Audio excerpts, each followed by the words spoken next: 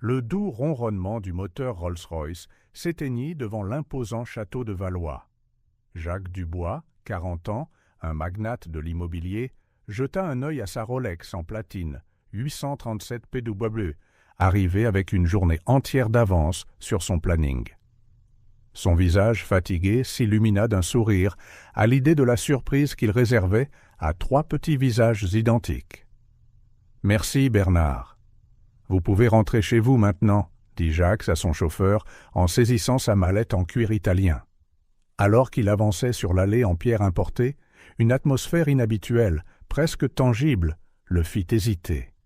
Le domaine, d'ordinaire vibrant des rires d'enfants jusqu'à tard dans la nuit, était étrangement silencieux. Jacques fronça les sourcils, un malaise grandissant oppressant sa poitrine. La porte d'entrée n'était pas verrouillée. Étrange. Sophie, sa femme depuis 2 ans et la belle-mère des filles, étaient obsédées par la sécurité. Jacques entra, ses pas résonnant dans le hall de marbre. C'est alors qu'il l'entendit. Un son étouffé, des sanglots. Il provenait du grand salon. Jacques laissa tomber sa mallette, le cœur battant à tout rompre. En quelques secondes, il se tenait dans l'encadrement de la porte, et la scène qui s'offrit à lui le figea sur place. Emma, Olivia et Ava, ses précieuses triplées de 5 ans, étaient à genoux sur le sol en marbre italien. Leurs petites mains agrippant des balais éponges presque plus grands qu'elles déplaçaient maladroitement sur la surface. Des larmes silencieuses coulaient sur leurs visages angéliques, se mêlant à l'eau savonneuse sur le sol. Un instant, Jacques crut halluciner. Cela ne pouvait être réel. Ces princesses, forcées de nettoyer comme des servantes dans leur propre maison. « Papa ?» Ce fut le cri perçant d'Olivia qui le vit la première, tirant Jacques de sa transe et brisant le silence de la pièce. En quelques secondes, 3 paires de bras minuscules s'enroulèrent autour de lui, 3 petits visages baignés de larmes se pressant contre ses jambes. Jacques s'agenouilla, les serrant fort, son costume Armani désormais taché d'eau et de savon. « Chut, c'est fini, papa est là », murmura-t-il, la voix tremblante d'émotion et d'une colère montante. « Qu'est-il arrivé? Qui vous a fait ça ?» Entre 2 sanglots et des mots entrecoupés, l'histoire se dessina. Sophie, agacée par leur jeu bruyant, les avait punis. « Nettoyez tout le salon », avait-elle ordonné, jusqu'à ce qu'il brille. Jacques sentit son sang bouillir. Comment Sophie osait-elle? Ces filles n'étaient pas des domestiques, elles étaient des enfants qui devraient jouer, rire, faire du désordre, pas récurer les sols comme dans un conte de fées perverti. « Où est Sophie ?» demanda-t-il, s'efforçant de garder sa voix calme pour ne pas effrayer davantage les filles. « Dans sa chambre, » répondit Emma, sa voix petite et craintive. « Elle a dit qu'on ne pouvait arrêter que quand on aurait fini. » Jacques prit une profonde inspiration, luttant pour maîtriser sa fureur. Il regarda ses filles, leurs robes de créateur tachées, leurs petites mains rouges et enflées par cet effort inhabituel. La culpabilité le frappa, tel un coup de poing. Comment n'avait-il rien remarqué avant? Comment avait-il laissé cela se produire? « Venez ici, » dit-il doucement, se relevant et prenant Eva dans ses bras, les 2 autres s'accrochant à ses jambes. « On va vous nettoyer, et ensuite on mangera quelque chose de délicieux. Que diriez-vous d'une glace ?» Les yeux des filles s'illuminèrent, malgré les larmes encore présentes. Jacques les guida hors du salon, l'esprit en proie à une tempête d'émotions. La colère contre Sophie, la culpabilité de sa propre absence, la peur de ce qui aurait pu se passer d'autre pendant qu'il était parti. En aidant les triplés à prendre leur bain dans la luxueuse baignoire à remous, Jacques ne put s'empêcher de noter les petits signes qui lui avaient échappé auparavant. La façon dont Olivia sursautait légèrement lorsqu'il élevait la voix, le regard anxieux qu'Emma jetait à la pendule Cartier sur le mur, le silence inhabituel d'Eva, normalement la plus bavarde des 3. Depuis combien de temps cela durait-il? Qu'avait fait d'autre Sophie? Les questions s'accumulaient, chacune plus troublante que la précédente. Les filles propres et vêtues de pyjamas en soie, Jacques les emmena dans la cuisine gastronomique.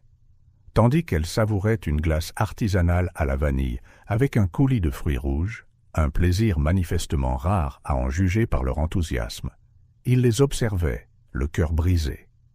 Emma, avec ses cheveux bruns perpétuellement en désordre et ses yeux curieux.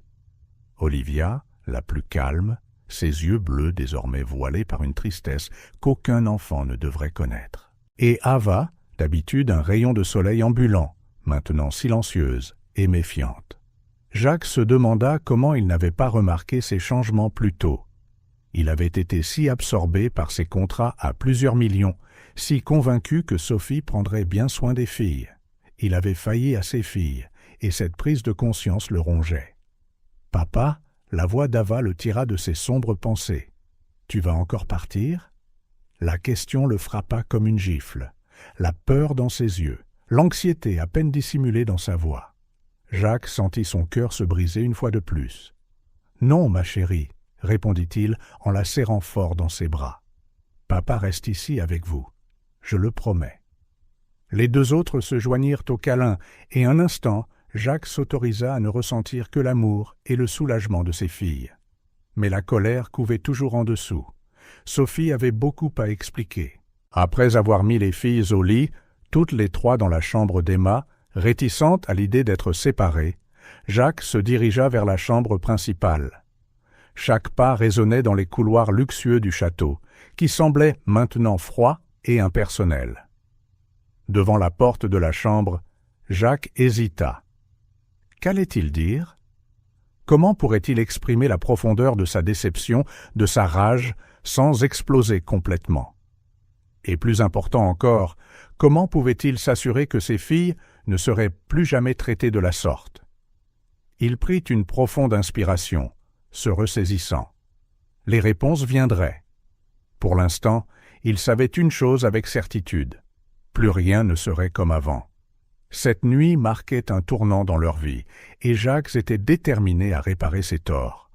Avec une dernière inspiration profonde, il tourna la poignée de porte dorée. Il était temps d'affronter Sophie et de découvrir la vérité derrière ce cauchemar. Quoi qu'il fasse ensuite, cela changerait le destin de sa famille, pour toujours. Jacques tourna la poignée de porte dorée, son cœur battant la chamade. La porte de la chambre principale s'ouvrit en silence, révélant Sophie assise au bord du lit king-size, la posture rigide, comme si elle l'avait attendu. Leurs regards se croisèrent, et un instant, le silence pesa entre eux, chargé de tension et de non-dits. « Jacques, » commença Sophie, la voix tremblante, « tu es rentré plus tôt ?»« Oui, c'est exact, » répondit Jacques, sa voix basse et contrôlée, mais avec une pointe d'acier. « Et j'ai trouvé une scène que je n'aurais jamais imaginé voir dans ma propre maison. » Sophie détourna le regard, ses mains crispées nerveusement sur le tissu coûteux de son pantalon de yoga. « Les filles faisaient trop de bruit, je voulais juste un peu de paix. »« La paix ?» l'interrompit Jacques, sa voix s'élevant. « Et ta solution a été de forcer 3 enfants de 5 ans à nettoyer le sol comme si elles étaient des domestiques ?» Il s'avança davantage dans la pièce, les yeux fixés sur Sophie. Elle pleurait, Sophie. Elle pleurait, en récurant le sol avec leurs petites mains. As-tu la moindre idée de ce que cela fait à un enfant? Sophie se leva brusquement, ses yeux brillants d'un mélange de défi et de culpabilité. Tu ne comprends pas, Jacques. Tu n'es pas là tout le temps. Elles sont impossibles à contrôler, toujours à faire du désordre, toujours à crier. Ce sont des enfants, explosa Jacques, sa voix résonnant contre les murs de la chambre. Les enfants font du bruit, ils font du désordre, ça fait partie de leur développement. Mais les punir comme ça, c'est cruel, Sophie, c'est de la maltraitance. Le mot maltraitance flotta dans l'air entre eux, lourd et accusateur. Sophie pâlit, ses lèvres tremblant légèrement. Je ne voulais pas. Tu ne voulais pas quoi? Insista Jacques, sa colère maintenant pleinement visible. Tu ne voulais pas leur faire de mal? Tu ne voulais pas que je le découvre? Qu'as-tu fait d'autre quand je n'étais pas là? Sophie s'effondra de nouveau sur le lit, des larmes commençant à couler sur son visage. Je suis désolé, Jacques. Je ne sais pas ce qui m'a pris. Elles étaient si bruyantes et j'étais si stressé. Jacques la regarda, sa colère cédant momentanément à la confusion. Ce n'était pas la Sophie qu'il connaissait, la femme confiante et attentionnée qu'il avait épousée 2 ans plus tôt. Quelque chose n'allait pas, pas du tout. « Sophie, dit-il, sa voix plus douce maintenant. Qu'est-ce qui se passe? Ce n'est pas toi. Pourquoi traites-tu les filles comme ça? » Sophie leva les yeux vers lui, son visage un masque d'angoisse. « Je ne sais pas comment être leur mère, Jacques. Elles ne sont pas les miennes. Elles ne le seront jamais vraiment. Et parfois, je me sens si perdu. » Jacques sentit un pincement au cœur. Il avait été si occupé par ses affaires, si confiant que Sophie prendrait bien soin des filles, qu'il n'avait pas réalisé à quel point elles luttaient. Mais alors, l'image de ses filles pleurant sur le sol du salon lui revint en mémoire, et il endurcit son cœur. Quelles que soient les difficultés de Sophie, rien ne justifiait la façon dont elle avait traité les enfants.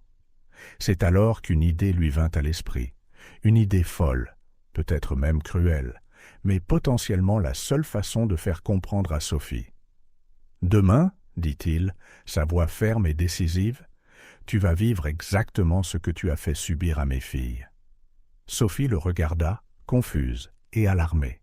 « Qu'est-ce que tu veux dire? »« Je veux dire, poursuivit Jacques, que demain, tu seras la domestique des filles. Tu répondras à toutes leurs demandes, aussi futiles soient-elles. Peut-être qu'alors, tu comprendras ce que tu as fait. » Le choc sur le visage de Sophie était palpable. « Jacques, tu ne peux pas être sérieux. Je n'ai jamais été plus sérieux de ma vie, répliqua-t-il. Et si tu refuses, tu peux faire tes valises et quitter cette maison sur le champ. » Sophie le regarda bouche bée, ses larmes séchant sous le choc. « Tu me mettrais à la porte pour une seule erreur ?» Jacques croisa son regard, ses yeux durs comme de l'acier. « Une erreur, Sophie? Tu as traumatisé 3 enfants innocentes. Mes filles. Si tu ne vois pas à quel point c'est grave, alors peut-être qu'il vaut mieux que tu partes. » Le silence tomba entre eux, lourd et tendu. Sophie semblait livrer une bataille intérieure, son visage un mélange de peur, de culpabilité, de colère et de confusion.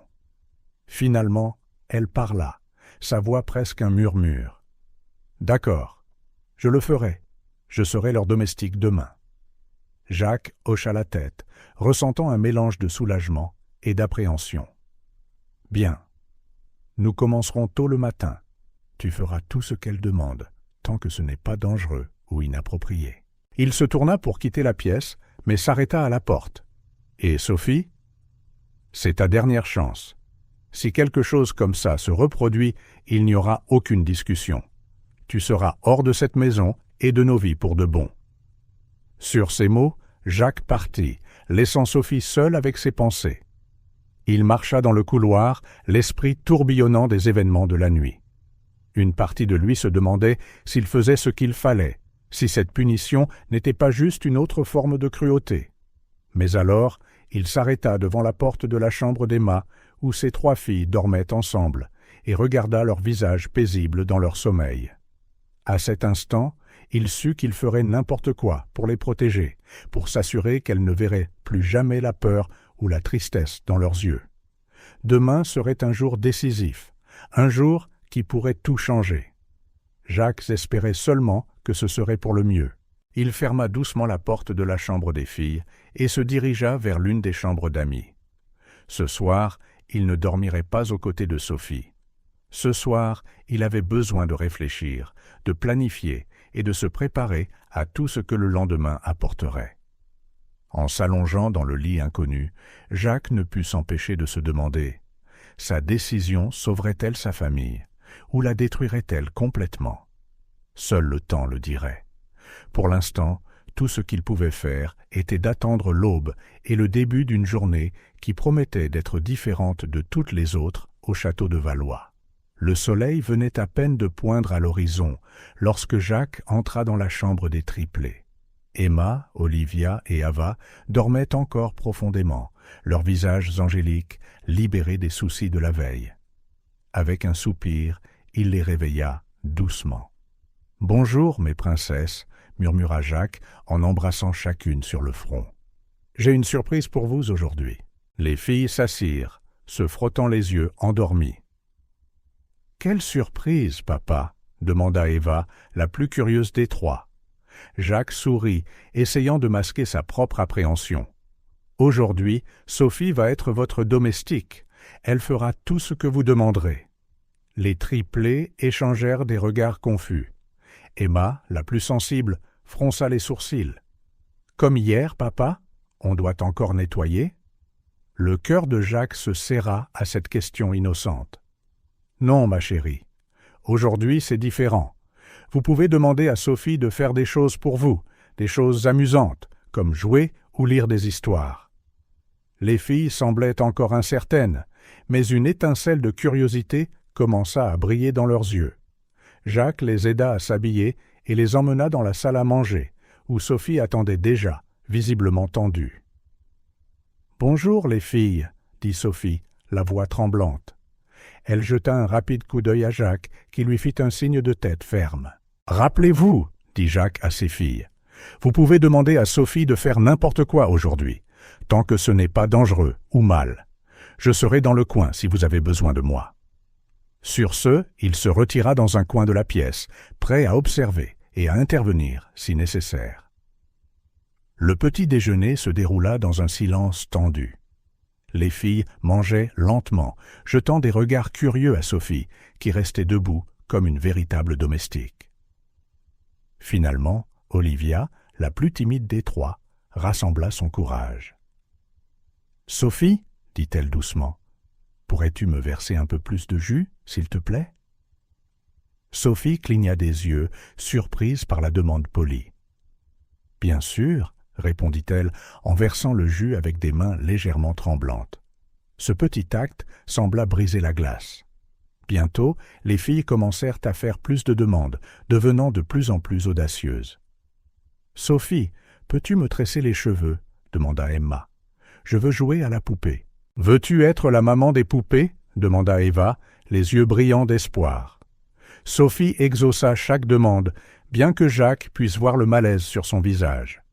Elle n'était clairement pas habituée à interagir autant avec les enfants, et encore moins à satisfaire leurs caprices. Au fur et à mesure que la matinée avançait, les demandes des filles devinrent plus élaborées. Elles demandèrent à Sophie de dessiner avec elles, de construire un fort en oreiller dans le salon, et même de jouer une pièce de théâtre impromptue. Jacques observait tout avec des émotions mitigées. D'un côté, son cœur se réchauffait en voyant ses filles sourire et rire, chose qu'il réalisait ne pas avoir vue souvent ces derniers temps. De l'autre, le malaise évident de Sophie l'inquiétait. N'avait-elle vraiment aucun lien avec les filles ? Midi arriva et les triplés demandèrent un pique-nique dans le jardin. Sophie, maintenant visiblement fatiguée, prépara des sandwichs et des fruits, transportant le tout à l'extérieur. Assis à une distance discrète, Jacques remarqua quelque chose de surprenant. Alors que Sophie étalait la couverture sur l'herbe et disposait la nourriture, Eva s'approcha d'elle avec une fleur fraîchement cueillie.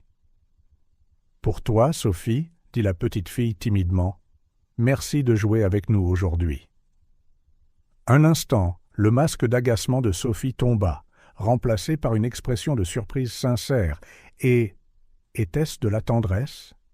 Elle accepta la fleur avec un sourire hésitant, le premier vrai sourire que Jacques voyait sur son visage depuis des semaines. Le pique-nique se déroula dans une atmosphère plus légère. Les filles bavardaient joyeusement, incluant Sophie dans leur conversation et leurs jeux.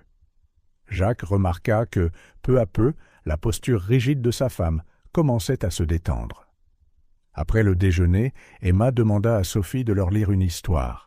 À la surprise de Jacques, Sophie non seulement lut, mais fit des voix différentes pour chaque personnage, provoquant des éclats de rire ravis de la part des triplés.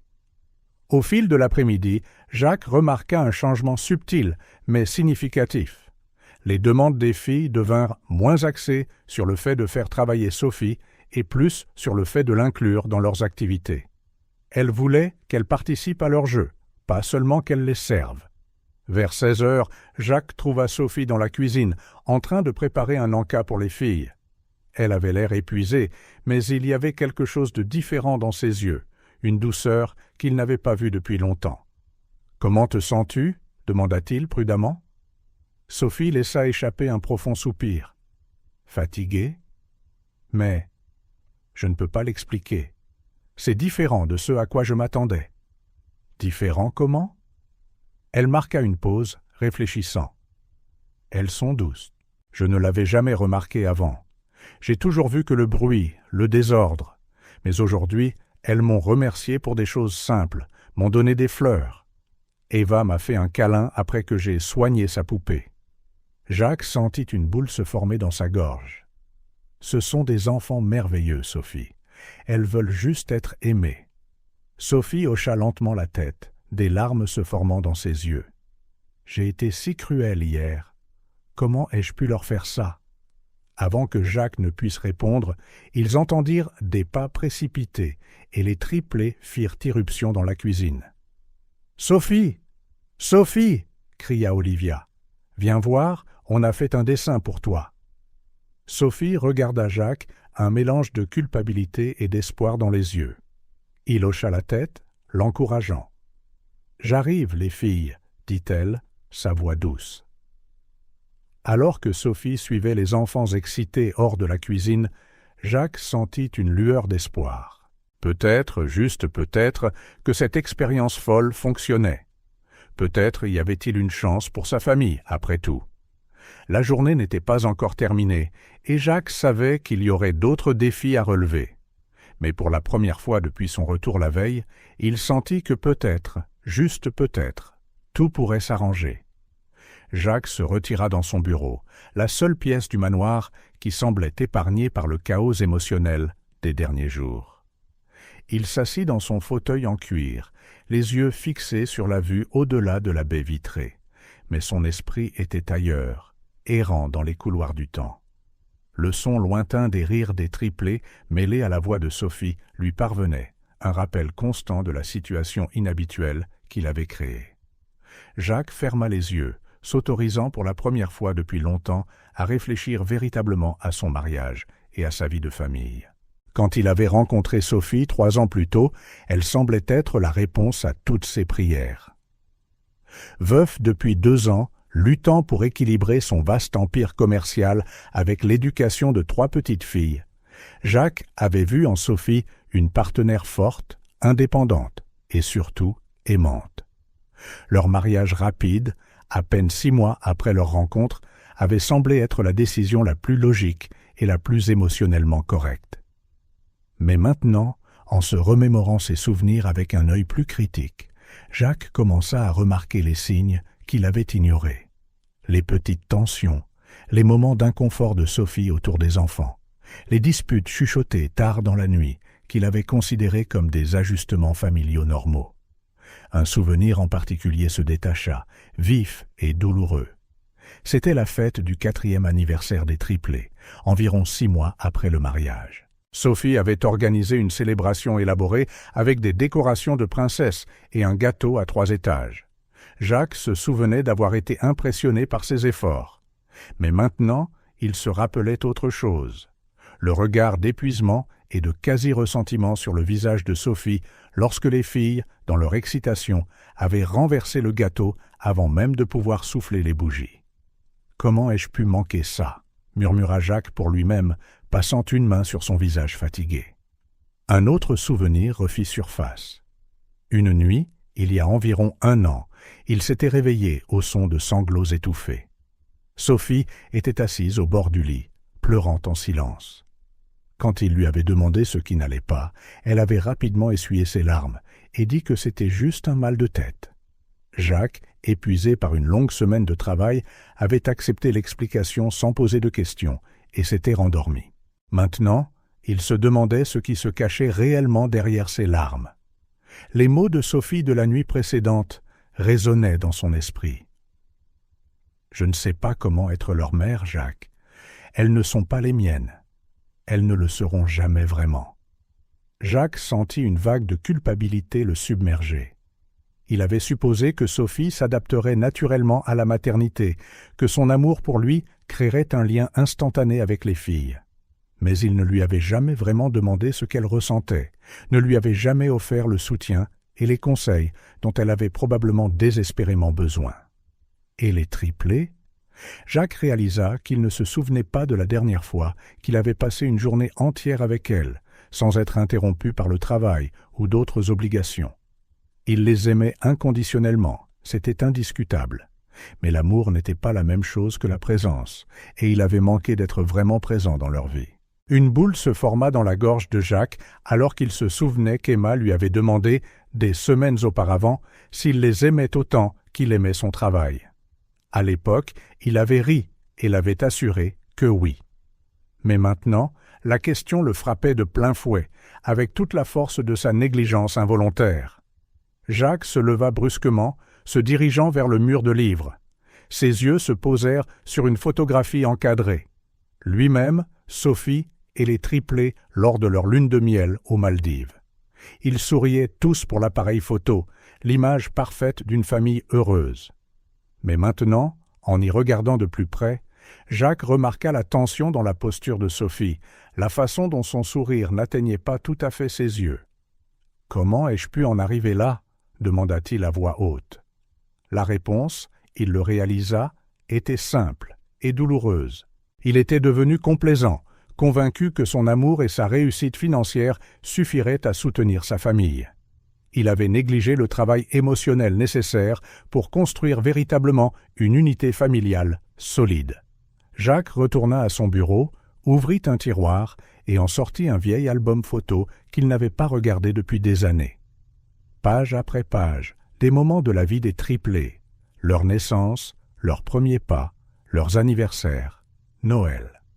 Sur presque toutes les photos plus récentes, Jacques remarqua qu'il était absent ou distrait, regardant souvent son téléphone. Une photo en particulier attira son attention.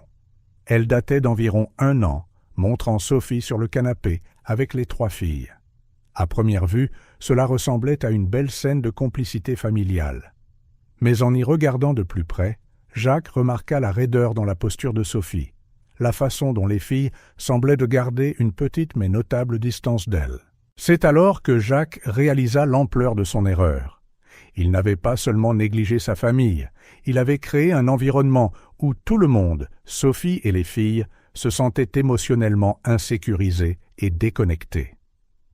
Le son des rires provenant du jardin interrompit ses sombres pensées. Se levant, Jacques se dirigea vers la fenêtre. En bas, il vit Sophie et les triplés jouer à chat. À sa grande surprise, Sophie riait, les cheveux en désordre, ses vêtements coûteux tachés d'herbe.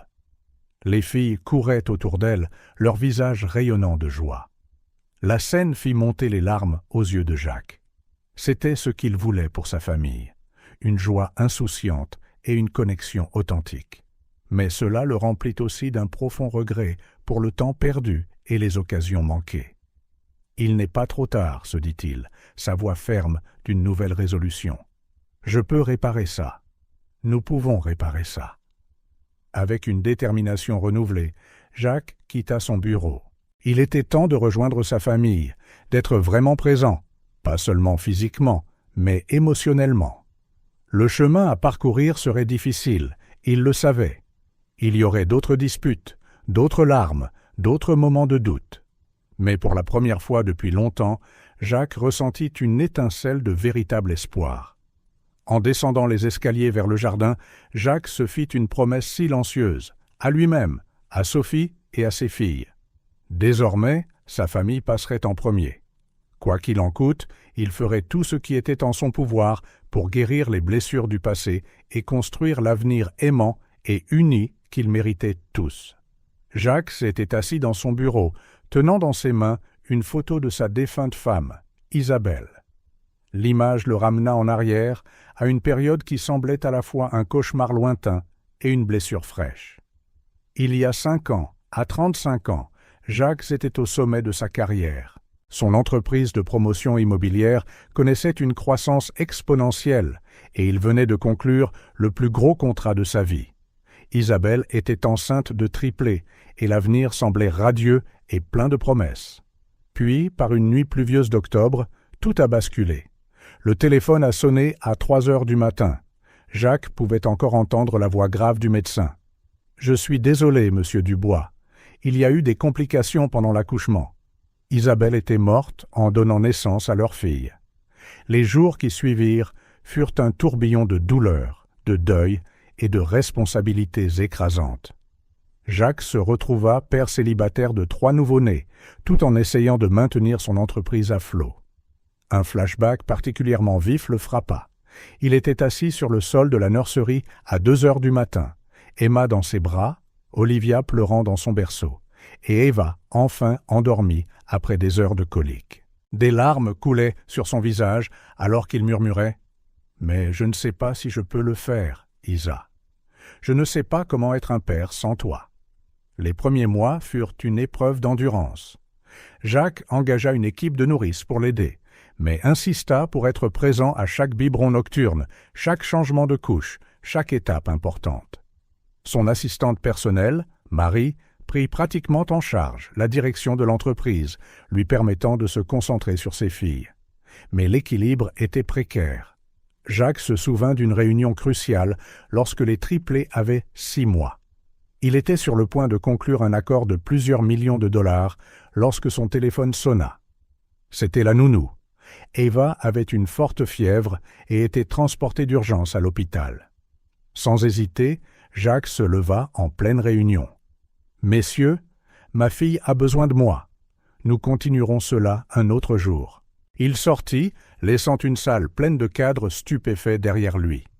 Cette nuit-là, à l'hôpital, tenant Eva pendant qu'elle recevait un traitement pour une otite, Jacques se fit une promesse à lui-même et à ses filles.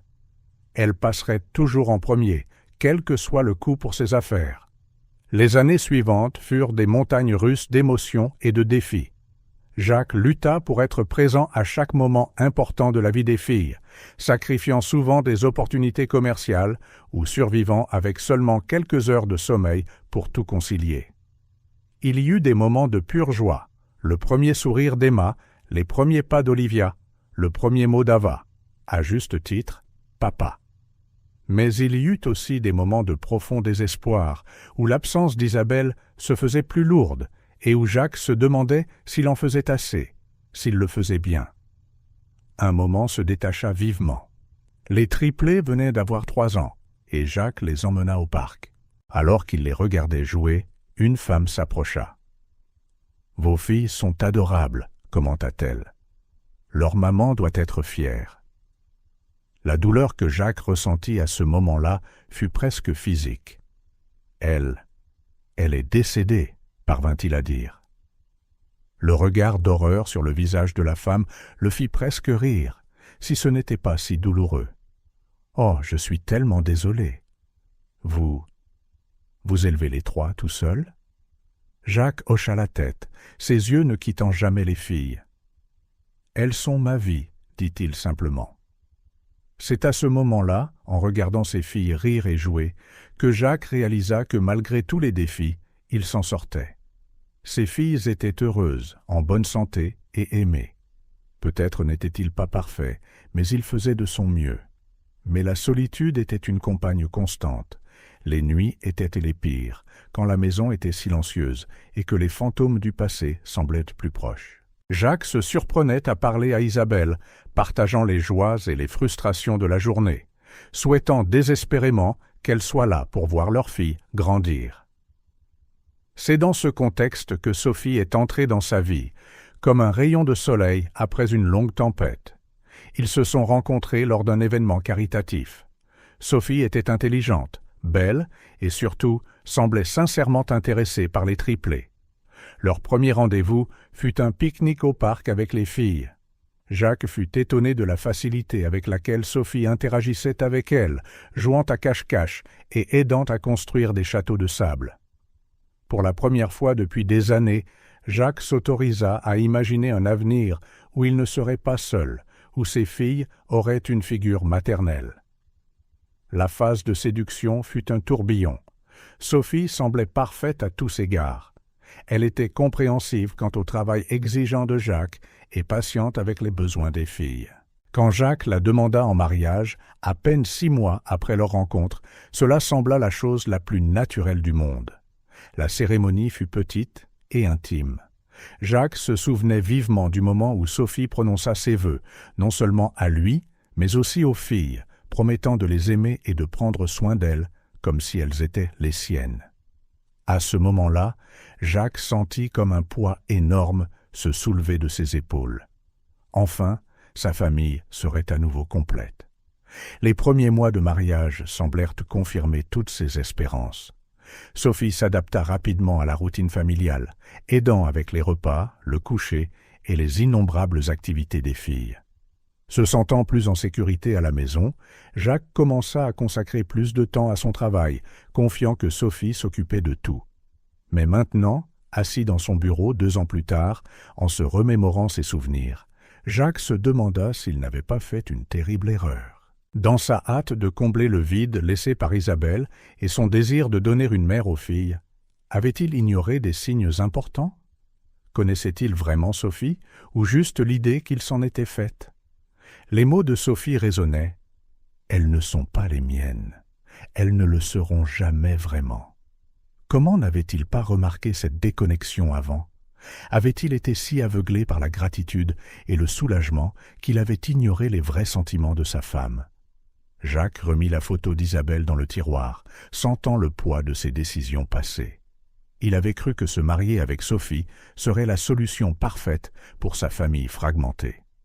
Maintenant, il faisait face à la douloureuse réalité qu'il n'avait peut-être fait que créer de nouveaux problèmes. Avec un profond soupir, Jacques se leva. Le passé ne pouvait être changé, mais l'avenir était encore entre ses mains. Il était temps de faire face au présent et de se battre pour l'avenir que ses filles méritaient, même si cela signifiait remettre en question tout ce qu'il pensait savoir sur son mariage et sa femme. Le soleil de l'après-midi filtrait à travers les fenêtres du château de Valois, projetant des ombres dorées sur le tapis du salon.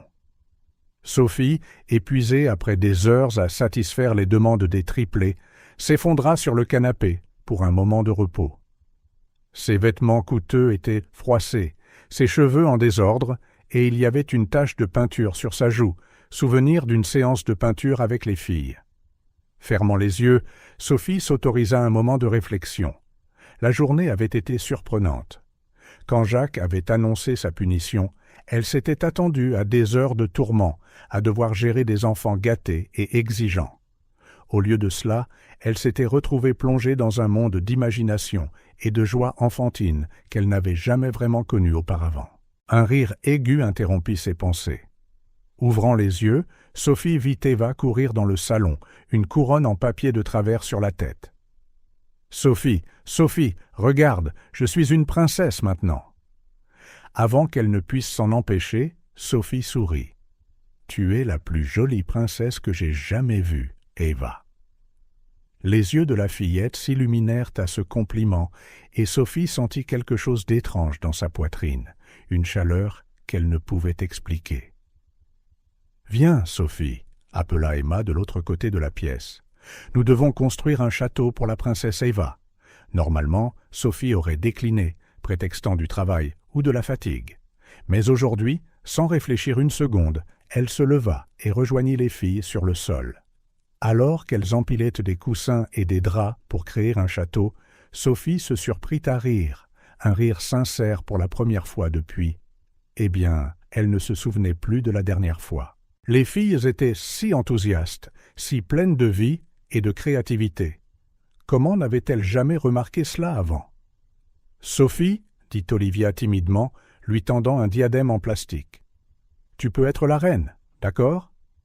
Sophie hésita un instant, se sentant ridicule, mais le regard plein d'espoir d'Olivia fit fondre ses défenses. Plaçant le diadème sur sa tête, elle déclara d'un ton ridiculement royal. « J'accepte cet honneur, princesse Olivia. » Le rire des filles remplit la pièce, et Sophie se surprit à rire avec elle, le son de sa propre joie la surprenant.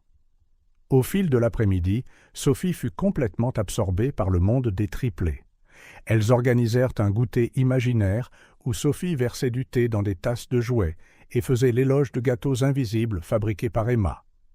Pendant une pause dans les jeux, Eva s'approcha de Sophie, ses grands yeux bleus si semblables à ceux de Jacques, remplis de curiosité. « Sophie, pourquoi n'as-tu jamais joué avec nous comme ça avant ?» La question innocente frappa Sophie comme un coup de poing à l'estomac. Pourquoi, en effet?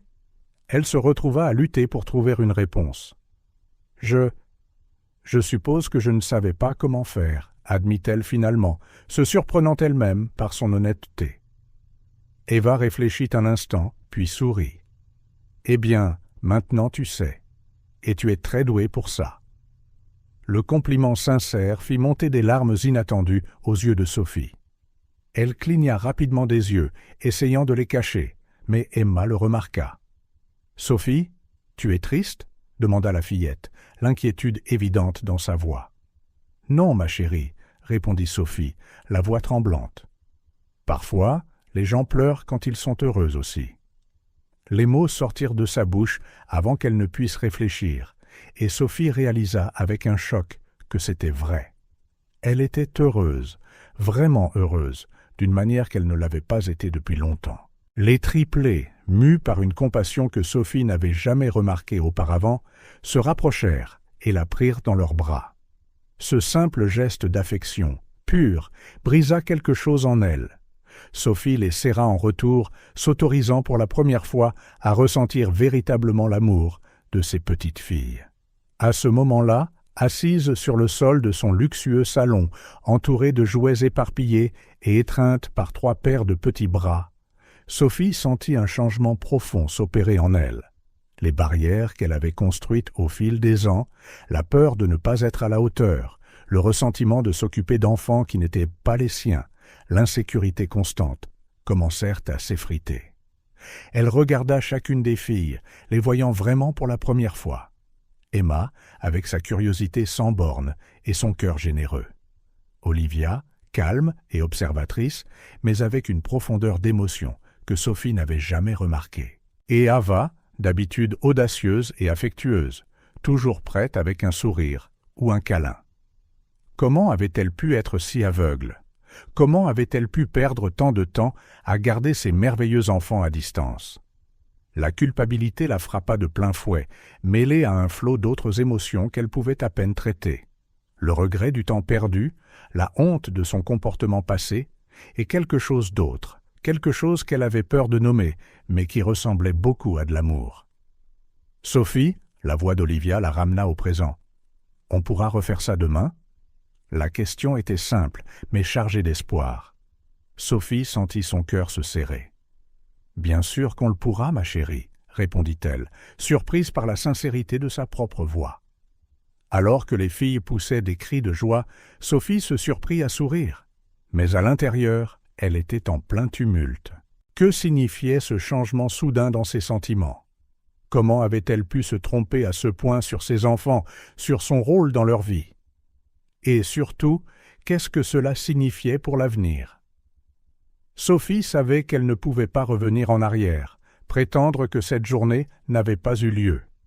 Quelque chose de fondamental avait changé en elle, et elle devrait faire face aux conséquences de ce changement. En regardant les triplés, maintenant absorbés par un autre jeu, Sophie ressentit un mélange de peur et d'espoir.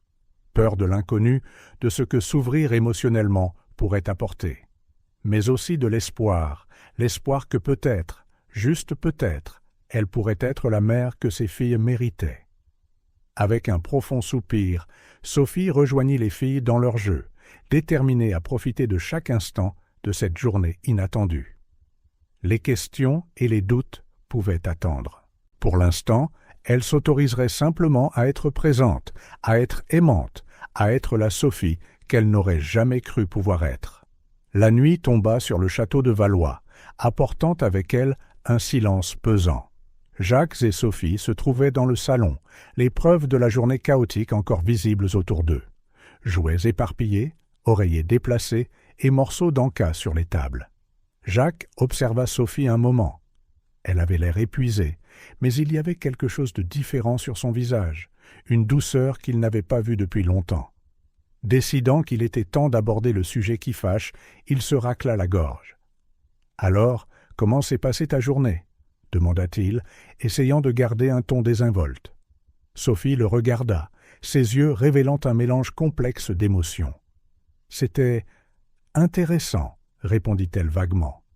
Jacques attendit qu'elle développe, mais Sophie resta silencieuse, ses doigts jouant nerveusement avec l'ourlet de son chemisier.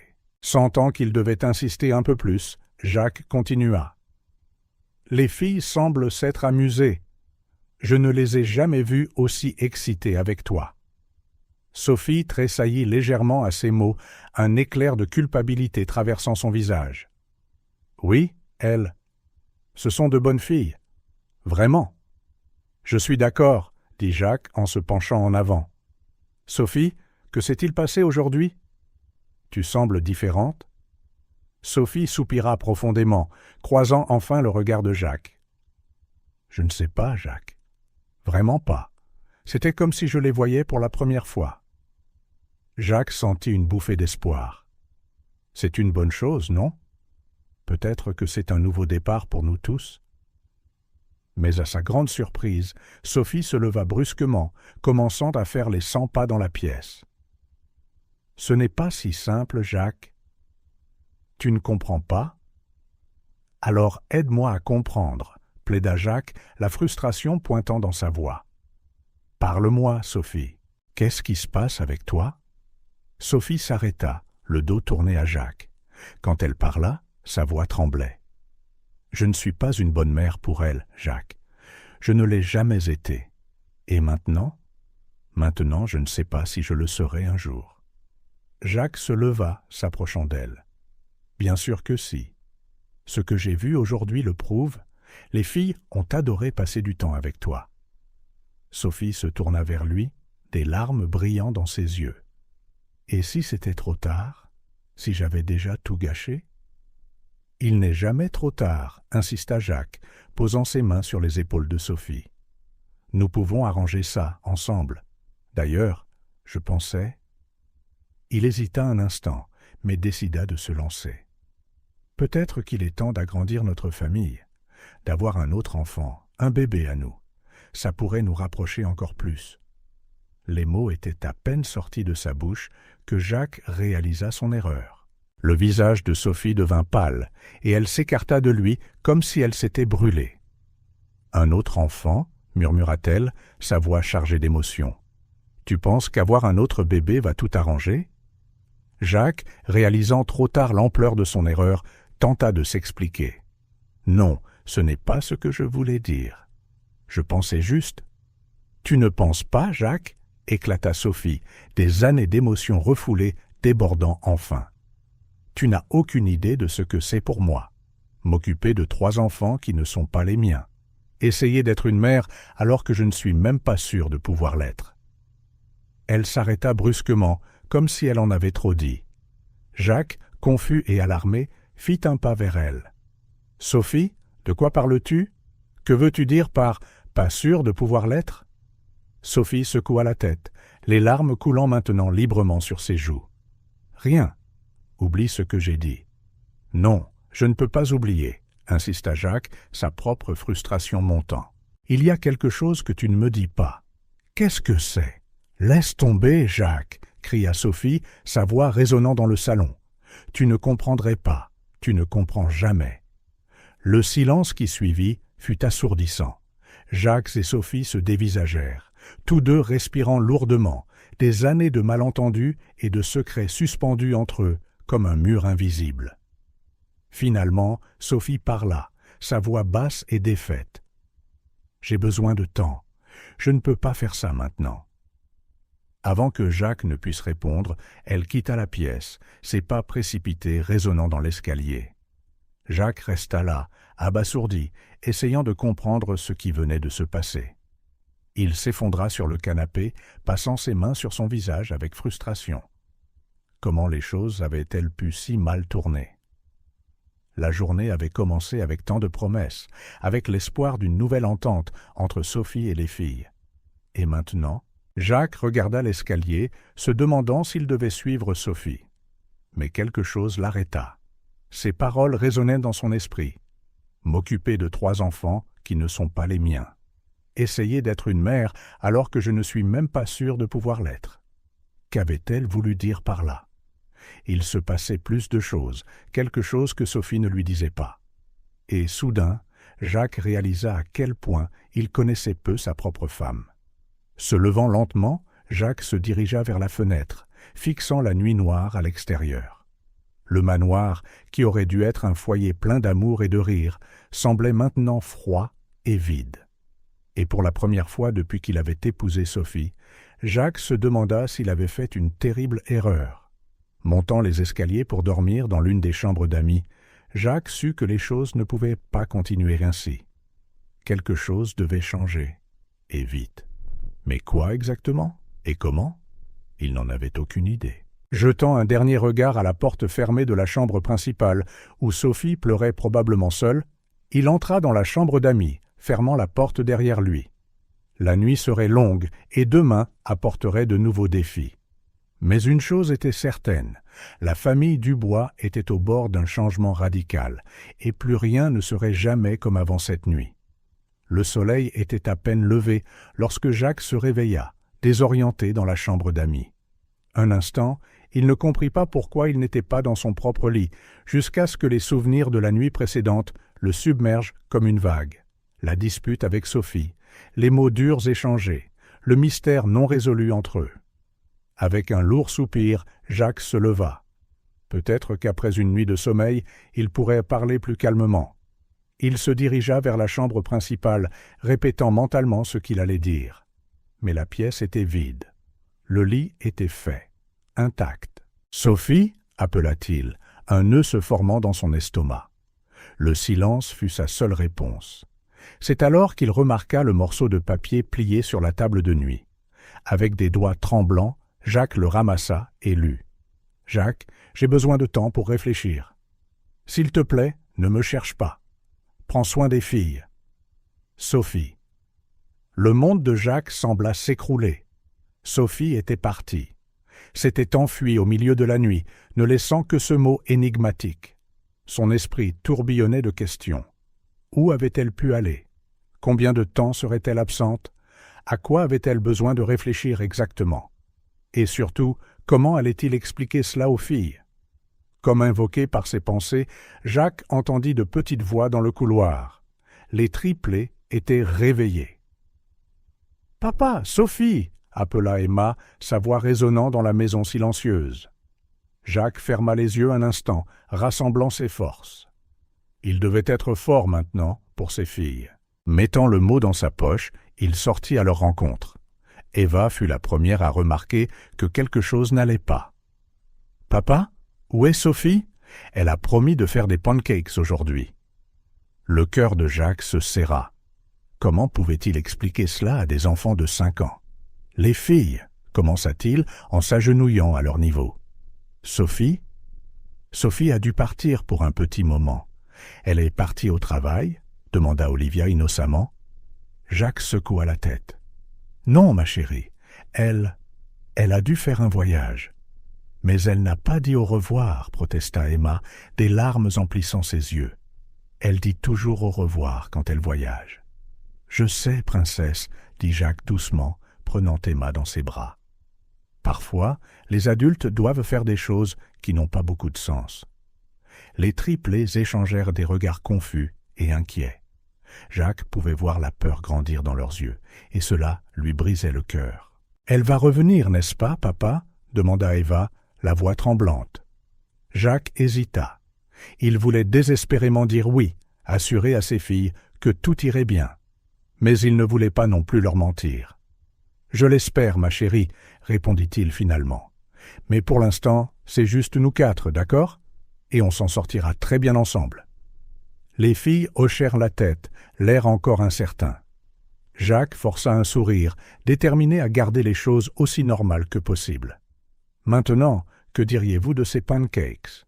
Je ne suis peut-être pas aussi doué que Sophie, mais je promets qu'ils seront mangeables. » En préparant le petit déjeuner, Jacques se livrait à une bataille intérieure.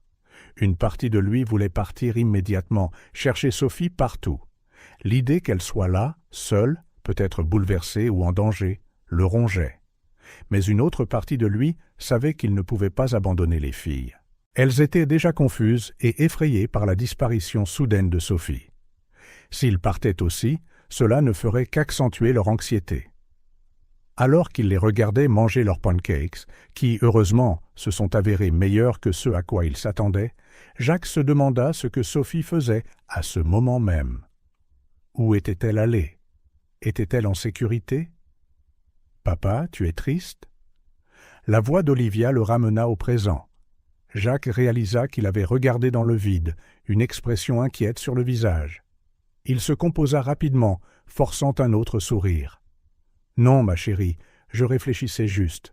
Comment sont les pancakes ?»« Délicieux !» s'exclama Ava, la bouche pleine. « Mais ceux de Sophie sont meilleurs. » Le commentaire innocent frappa Jacques comme un coup de poing à l'estomac. C'était incroyable de voir comment, en une seule journée, Sophie était devenue si importante pour les filles.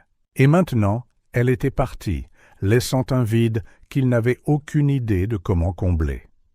Après le petit déjeuner, Jacques se retrouva face à une journée entière sans structure. Normalement, Sophie s'occupait des filles pendant qu'il travaillait. Maintenant, il devait être un père à plein temps et trouver quoi faire concernant la disparition de sa femme. Décidant que garder les filles occupées était la meilleure stratégie, Jacques proposa une journée d'activité. Ils peignirent, regardèrent des films et firent un pique-nique dans le jardin. Mais derrière chaque sourire et chaque rire, Jacques pouvait voir l'inquiétude dans les yeux de ses filles. Ce soir-là, en les couchant, Emma posa la question que Jacques redoutait. « Papa, est-ce que Sophie est partie à cause de nous? On a été méchante avec elle ?» Jacques sentit son cœur se briser.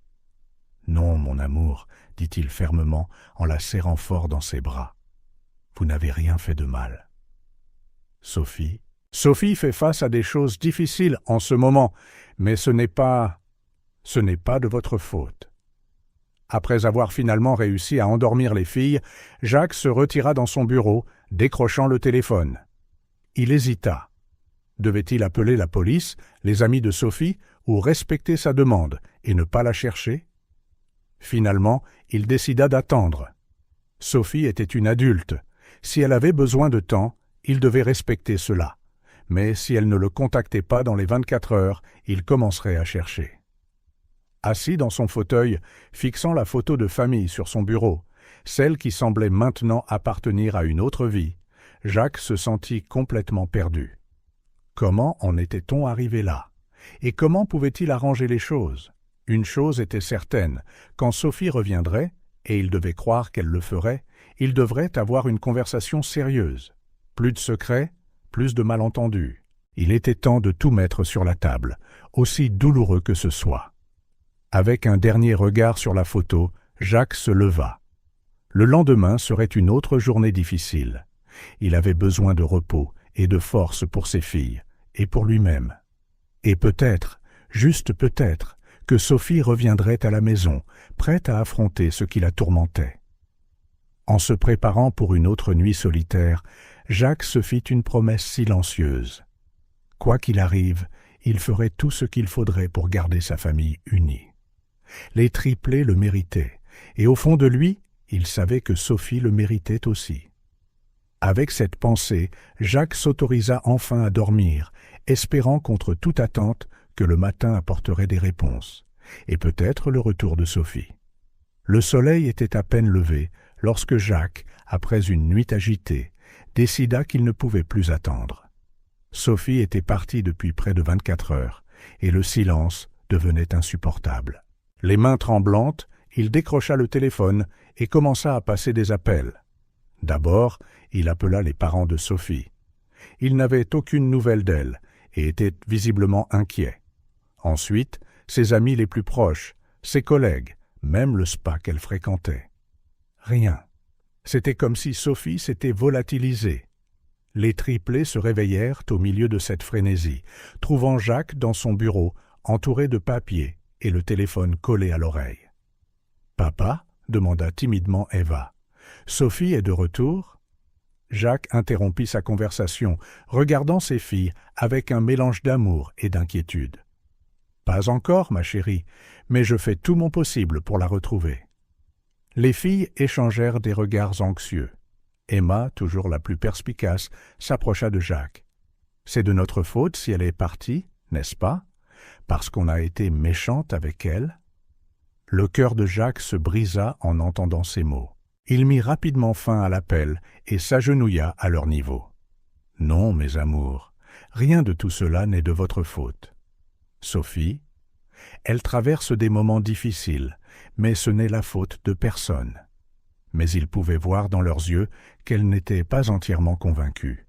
La culpabilité qu'il ressentait lui-même pour ne pas avoir remarqué les signes, pour ne pas avoir été plus attentif aux besoins de Sophie, semblait se refléter dans leurs visages innocents.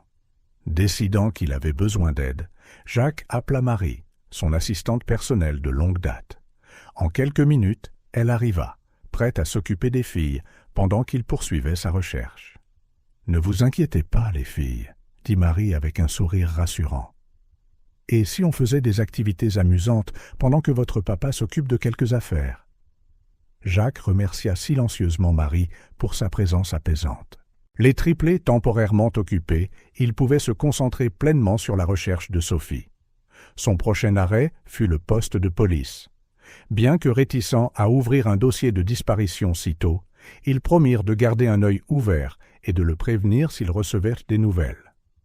Ensuite, Jacques visita tous les endroits que Sophie fréquentait, son café préféré, la librairie où elle passait des heures, même le parc où il se promenait souvent. Partout, il laissa une photo et son numéro, suppliant d'être contacté si elle était vue. Les heures passèrent, et l'anxiété de Jacques grandissait. Où pouvait-elle être? Pourquoi ne donnait-elle pas de nouvelles? D'innombrables scénarios lui traversaient l'esprit, chacun pire que le précédent. Rentrant chez lui en fin d'après-midi, épuisé et découragé, Jacques trouva les triplés assises, tranquillement sur le canapé, leurs petits visages tachés de larmes récentes. « Qu'est-ce qui ne va pas, mes amours ?» demanda-t-il en s'asseyant entre elles. Olivia, d'habitude la plus silencieuse, prit la parole. « On a fait un dessin pour Sophie, pour lui dire pardon d'avoir été méchante. » Jacques sentit un pincement au cœur. « Je peux voir ?» Emma lui tendit un morceau de papier coloré. Dessus, il y avait un dessin de toute la famille, y compris Sophie, avec les mots « On est désolé » et reviens écrits d'une écriture enfantine. « Oh, les filles !» soupira Jacques en les prenant dans un câlin serré. « Vous n'avez pas été méchante. Sophie vous aime. Elle a juste besoin d'un peu de temps. » Mais même à ses propres oreilles, ces mots sonnaient creux. Comment pouvait-il expliquer quelque chose qu'il ne comprenait même pas? Cette nuit-là, après avoir couché les filles, Jacques se retrouva de nouveau dans son bureau, fixant le téléphone. Devait-il appeler les hôpitaux, vérifier chaque hôtel de la ville? L'idée de Sophie seule quelque part, peut-être blessée ou en danger, le tourmentait. Mais alors, ses yeux se posèrent sur la photo sur son bureau, la même qu'il avait regardée la veille. Cette fois, cependant, il remarqua quelque chose qui lui avait échappé. Le sourire de Sophie sur la photo semblait forcé. Ses yeux manquaient de l'éclat qu'il se rappelait de leur première rencontre. Comment n'avait-il pas remarqué cela avant? Combien d'autres signes avait-il manqué au fil des ans? La culpabilité le frappa durement. Peut-être que s'il avait été plus attentif, un meilleur mari, un meilleur partenaire, rien de tout cela ne serait arrivé. Mais non, il ne pouvait pas se laisser sombrer dans l'autocritique maintenant. Sophie était toujours là, quelque part, et il devait la retrouver. Pas seulement pour lui, mais pour les 3 petites filles qui dormaient à l'étage, leurs rêves probablement perturbés par des soucis qu'aucune enfant de 5 ans ne devrait avoir. Avec une détermination renouvelée, Jacques décrocha le téléphone. Il appellerait chaque hôtel et maison d'hôtes de la ville, s'il le fallait. Il ne s'arrêterait pas avant d'avoir retrouvé Sophie et de l'avoir ramenée à la maison. En composant le premier numéro, Jacques se fit une promesse silencieuse. Quand il retrouverait Sophie, et il la retrouverait, ils auraient la conversation qu'ils auraient dû avoir des années auparavant. Plus de secrets, plus d'hypothèses. Il était temps de faire face à la vérité, aussi douloureuse soit-elle. Pour Sophie, pour les filles et pour la famille qu'ils avaient promis d'être. 3 jours s'étaient écoulés depuis la disparition de Sophie. 3 jours de recherche frénétique, de nuits blanches et d'une peur grandissante que Jacques n'avait jamais ressentie auparavant. Les triplées étaient de plus en plus anxieuses, et Jacques se sentait déchiré entre son rôle de père et celui de mari, désespéré. Le matin du 4e jour, l'appel téléphonique arriva enfin. Une serveuse d'un petit café en bord de mer avait reconnu Sophie sur la photo que Jacques avait distribuée. Le cœur battant, Jacques demanda à Marie de rester avec les filles et se précipita vers l'endroit indiqué. Le café du phare était modeste, surplombant l'océan. Jacques marqua une pause avant d'entrer, se souvenant vivement du jour où, 3 ans plus tôt, lui et Sophie avaient eu leur premier rendez-vous ici. Que de changements depuis. Prenant une profonde inspiration, il poussa la porte. Une petite cloche tinta doucement, annonçant son arrivée. Et elle était là, assise à une table dans un coin, le regard perdu vers la mer agitée. « Sophie !» appela-t-il doucement, la voix tremblante d'émotion. Elle se tourna lentement, ses yeux rencontrant les siens. Jacques fut choqué par son apparence. Sophie semblait avoir vieilli de plusieurs années en quelques jours à peine. Ses yeux étaient gonflés, cernés, son visage pâle, étiré.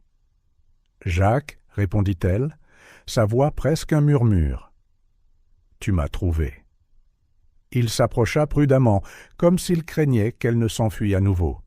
« Je peux m'asseoir » Sophie hocha la tête en silence. Jacques se glissa sur la chaise en face d'elle, sans jamais la quitter des yeux. Pendant quelques instants, aucun ne parla.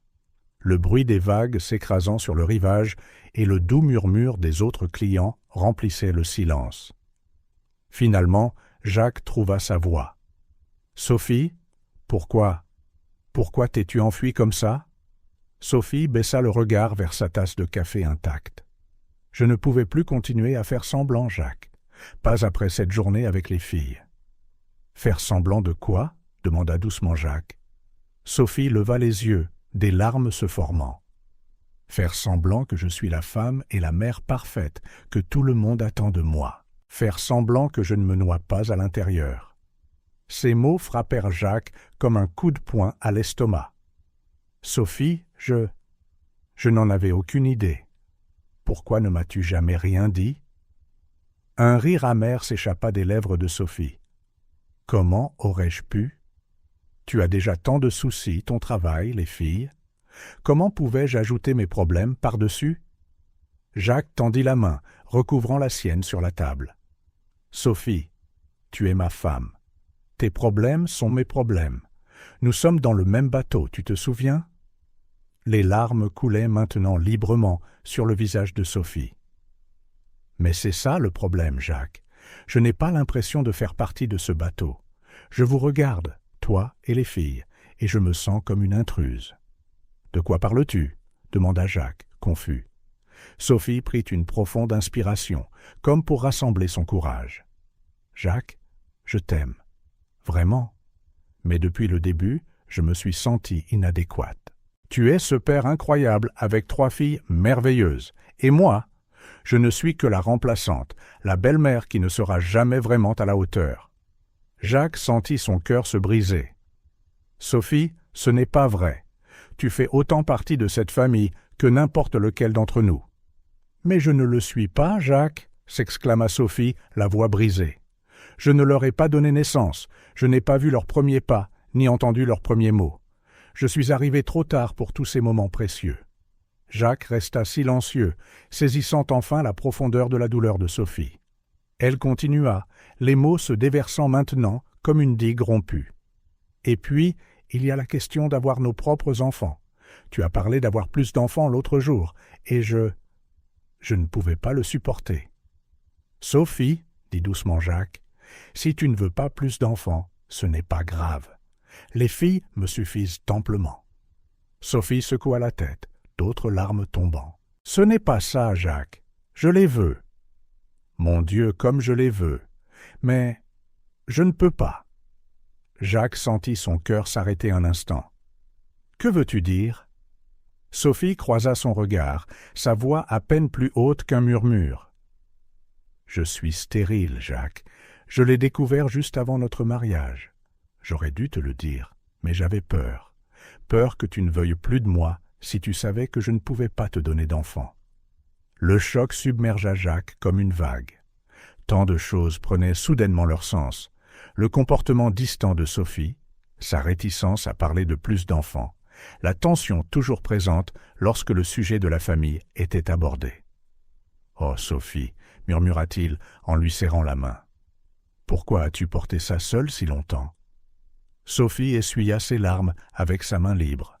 « Je pensais que je pouvais le gérer. Je pensais qu'être la belle-mère des filles serait suffisant. Mais chaque jour est un rappel de ce que je ne peux pas avoir, de ce que je ne peux pas te donner. » Jacques se leva et se déplaça à ses côtés, la prenant dans une étreinte serrée. Sophie enfouit son visage dans sa poitrine, sanglotant maintenant ouvertement. « Écoute-moi, » dit fermement Jacques, se reculant légèrement pour la regarder dans les yeux. « Tu es plus que suffisante. Les filles t'aiment. Je t'aime. Et rien, absolument rien ne changera cela. » Sophie le regarda, les yeux remplis d'espoir et de peur. « Mais, et si je ne deviens jamais la mère qu'elle mérite ? Et si cette dépression, ce sentiment d'inadéquation ne part jamais ?» Jacques lui caressa doucement le visage. « Alors nous y ferons face ensemble. Nous chercherons de l'aide. Nous ferons tout ce qu'il faut. Mais tu n'es pas seule dans cette épreuve, Sophie. Plus maintenant. » Pendant un long moment, ils restèrent ainsi, enlacés, dans un coin du café, les vagues s'écrasant doucement en arrière-plan. Finalement, Sophie se recula, essuyant ses larmes. « Les filles, dit-elle doucement, elles doivent avoir si peur. J'ai été si égoïste de partir comme ça. » Jacques secoua la tête. « Tu souffrais, mais tu as raison, elle te manque, elle s'inquiète d'avoir fait quelque chose de mal. » Sophie ferma les yeux, la culpabilité évidente sur son visage. « Je dois réparer ça, je dois être meilleur pour elle. » « Nous allons le réparer, » corrigea doucement Jacques. « Ensemble, un jour à la fois. » Sophie hocha la tête, un petit sourire, le premier depuis des jours, touchant ses lèvres. « Ensemble, » répéta-t-elle. Jacques se leva, lui offrant sa main. « On rentre à la maison ?» Sophie hésita un instant, puis prit sa main et se leva. « Oui, rentrons à la maison. » En quittant le café, main dans la main, Jacques savait que la route à venir ne serait pas facile. Il y avait beaucoup à discuter, beaucoup à guérir. Mais pour la première fois depuis longtemps, il ressentit une étincelle de véritable espoir. Ils affronteraient leurs défis ensemble, en tant que famille. Et peut-être, juste peut-être, que cette crise les mènerait à une force qu'ils n'auraient jamais soupçonnée. Le trajet de retour fut silencieux, la tension palpable dans l'habitacle de la voiture. Jacques conduisait, les yeux fixés sur la route, tandis que Sophie regardait par la fenêtre, perdue dans ses pensées. Sa révélation au café résonnait encore entre eux, une vérité lourde qu'il fallait affronter. Quand ils arrivèrent à la maison, ils trouvèrent Marie dans le salon avec les triplés. À la vue de Sophie, les filles coururent vers elle avec des cris de joie et de soulagement. Sophie s'accrocha à elle, des larmes coulant silencieusement sur son visage. « Je suis désolée, marmonnait-elle encore et encore, serrant chacune dans ses bras. Jacques, observant la scène, sentit un nœud dans sa poitrine. Il y avait tant à dire, tant à résoudre. Mais d'abord, les enfants avaient besoin d'être rassurés. Après quelques minutes émouvantes, Jacques suggéra que Marie emmène les filles au parc. Ils avaient besoin d'intimité pour la conversation à venir. La maison enfin silencieuse, Jacques et Sophie s'assirent sur le canapé du salon, un espace considérable entre eux. Le silence pesait lourdement, chargé de mots non dits et d'émotions refoulées. Finalement, Sophie parla, sa voix à peine plus haute qu'un murmure. « Je suis tellement désolé, Jacques. J'aurais dû te le dire avant. » Jacques la regarda, son expression un mélange de douleur et de compassion. « Pourquoi ne me l'as-tu pas dit, Sophie ? Pourquoi porter ce fardeau seul si longtemps ?» Sophie prit une profonde inspiration, rassemblant son courage. « J'ai découvert ma stérilité quelques semaines avant notre mariage. C'était un tel choc. J'avais toujours rêvé d'avoir des enfants, d'être une mère. Et soudain, ce rêve m'a été arraché. » Elle marqua une pause, les larmes lui montant de nouveau aux yeux.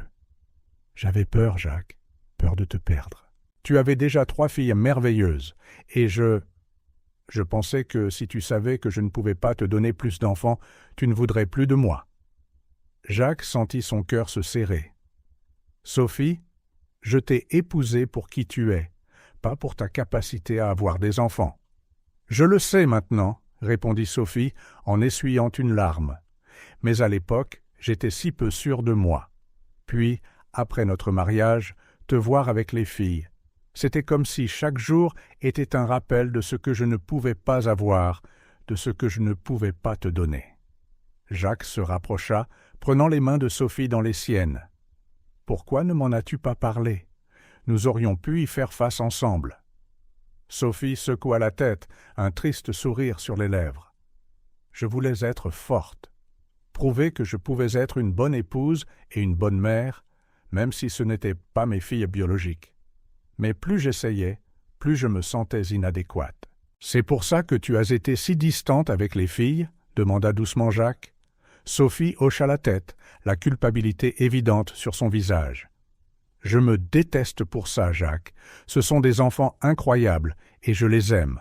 Mais chaque fois qu'elle m'appelait « Sophie » au lieu de « maman », chaque fois qu'elle mentionnait leur mère biologique, c'était comme un coup de poignard dans mon cœur. Un rappel constant que je ne serais jamais vraiment leur mère. » Jacques resta silencieux un moment, traitant tout cela. La douleur d'avoir été tenu dans l'ignorance se heurtait à la compassion qu'il ressentait pour la souffrance de Sophie. « Je comprends pourquoi tu avais peur, » dit-il finalement. « Mais Sophie, ne vois-tu pas? En ne me le disant pas, tu nous as privés de la chance de faire face à cela ensemble. Tu as porté ce poids seul si longtemps. » Sophie sanglota, les larmes coulant maintenant librement. « Je sais, et je suis tellement désolée. Je pensais que je pouvais le gérer, que la douleur finirait par s'estomper. Mais elle n'a fait qu'empirer. Et puis, ce jour-là avec les filles. Le jour où tu les as fait récurer le sol, » termina Jacques, se rappelant l'incident qui avait tout déclenché. Sophie hocha la tête, la honte lisible sur son visage. Je me suis senti si mal après. Les voir pleurer, récurer le sol. C'était comme si je voyais enfin qui j'étais devenue. Une méchante belle-mère de conte de fées. Je ne pouvais plus le supporter. Jacques la prit dans ses bras, sentant son corps trembler de sanglots. « Oh, Sophie, je suis désolé que tu aies traversé tout ça seule. J'aurais dû le remarquer. J'aurais dû être plus attentif. » Sophie se recula légèrement, regardant dans les yeux de Jacques. « Ce n'est pas de ta faute. Je l'ai bien caché. Mais Jacques, qu'est-ce qu'on fait maintenant? Comment on répare ça ?» Jacques prit une profonde inspiration, réfléchissant. « Premièrement, nous devons être honnêtes l'un envers l'autre. Plus de secrets, plus de prétentions que tout va bien quand ce n'est pas le cas. Deuxièmement, je pense que ça nous aiderait si nous obtenions tous les deux une aide professionnelle, individuellement et en couple. » Sophie hocha la tête, hésitante. « Et les filles, comment on leur explique tout ça? » « Avec honnêteté et amour, » répondit Jacques. « Elles sont jeunes, mais elles sont intelligentes. Nous leur expliquerons d'une manière qu'elles peuvent comprendre, et nous leur montrerons par nos actions que nous nous engageons à être une famille. » Sophie resta silencieuse un moment, puis parla doucement. « Jacques, et si je ne deviens jamais la mère qu'elle mérite ?» Jacques lui caressa doucement le visage. « Sophie, regarde-moi. Tu es déjà la mère qu'elle mérite. Tu as fait des erreurs, oui, mais qui n'en fait pas? L'important, c'est que tu es là maintenant, prête à essayer, à faire mieux. C'est ça qui fait une bonne mère. » Les mots de Jacques semblèrent toucher quelque chose de profond en Sophie. Elle l'embrassa étroitement, ses larmes maintenant remplies de soulagement et de gratitude. « Merci, » murmura-t-elle, « de ne pas avoir renoncé à moi, de nous donner une autre chance. » Jacques la serra en retour, ressentant un mélange d'émotions. Soulagement, espoir, détermination. « Toujours, Sophie. Nous sommes dans le même bateau, tu te souviens? Pour le meilleur et pour le pire. » En se tenant l'un contre l'autre, tous deux savaient que la route à venir ne serait pas facile. Il y aurait d'autres larmes, d'autres conversations difficiles, d'autres moments de doute. Mais pour la première fois depuis longtemps, il y avait aussi de l'espoir. l'espoir de la guérison, de la compréhension et d'un nouveau départ. Et quand les triplés reviendraient du parc, elles trouveraient non seulement leurs parents, mais une famille prête à affronter les défis à venir, ensemble. Une famille imparfaite, peut-être, mais unie par l'amour et par la détermination de la faire fonctionner. Le soleil de l'après-midi projetait des rayons dorés à travers le salon, alors que Jacques et Sophie entendèrent la voiture de Marie se garer à l'extérieur. Les voix excitées des triplés résonnèrent depuis l'allée, signalant leur retour du parc. Sophie serra la main de Jacques, son visage un mélange d'anxiété et de résolution. « Je suis prête, » dit-elle doucement. Jacques hocha la tête, lui adressant un sourire encourageant. « On fait ça ensemble. » La porte d'entrée s'ouvrit et Emma, Olivia et Eva entrèrent en courant, les joues rougies par le jeu. En voyant Sophie, elles s'arrêtèrent brusquement, un mélange de joie, de confusion et d'une pointe d'appréhension traversant leur visage. Sophie. Eva fut la première à briser le silence, courant pour serrer sa belle-mère dans ses bras. Sophie s'agenouilla, ouvrant ses bras pour étreindre non seulement Eva, mais aussi Emma et Olivia, qui s'approchèrent plus hésitamment. « Oui, mes chéris, je suis de retour, et je suis tellement désolé d'être parti comme ça. » Des larmes commencèrent à couler sur les joues de Sophie alors qu'elle serrait les filles dans ses bras. Jacques regardait, le cœur débordant d'émotion. Quand elles se séparèrent enfin, Sophie regarda chacune des filles dans les yeux. « J'ai besoin de vous parler de quelque chose de très important. On peut s'asseoir ?» Les triplés hochèrent la tête, leurs petits visages sérieux. Ils s'installèrent tous dans le salon, Jacques et Sophie sur le canapé, les filles sur le tapis moelleux devant eux. Sophie prit une profonde inspiration, cherchant les mots justes. « Les filles, j'ai fait une grosse erreur en partant sans rien dire. Ce n'était pas juste pour vous, et je suis désolée de vous avoir fait peur. » Emma, toujours directe, demanda « Pourquoi es-tu partie, Sophie ? C'est parce que tu ne nous aimes plus ?» La question frappa Sophie comme une flèche. « Oh non, ma chérie, ce n'est rien de tout ça. Je vous aime tellement toutes les trois. Le problème, c'était avec moi. » Sophie marqua une pause, jetant un regard à Jacques pour obtenir son soutien. Il hocha la tête, l'encourageant. « Vous savez, » poursuivit Sophie, « les adultes peuvent parfois être confus et avoir peur, eux aussi. Et j'étais très confuse, et j'avais très peur. J'avais un secret qui me faisait mal à l'intérieur, et au lieu d'en parler, je me suis enfuie. Mais c'était mal, et je promets de ne plus jamais le refaire. » Olivia, la plus silencieuse des trois, demanda doucement. « Quel secret, Sophie ?» Sophie sentit les larmes se former de nouveau. « Eh bien, c'est un secret triste. Vous savez comment certaines personnes ne peuvent pas avoir de bébé ? Je suis l'une de ces personnes. Et ça m'a rendue très triste, parce que j'ai toujours voulu être une maman. » Les filles assimilèrent l'information, leurs expressions un mélange de confusion et de sympathie. « Mais tu es notre maman, » dit Eva, sa voix débordant d'une conviction enfantine. Sophie sentit son cœur se serrer aux mots d'Eva. « Oh, ma chérie, je veux l'être plus que tout, mais parfois je sentais que je n'étais pas assez bien pour vous, parce que je ne vous ai pas donné naissance. »« C'est idiot !» s'exclama Emma. « Tu nous aides avec nos devoirs, tu fais de délicieux pancakes et tu nous emmènes dans des endroits. C'est ce que font les mamans. » Jacques intervint doucement. « Emma a raison, Sophie.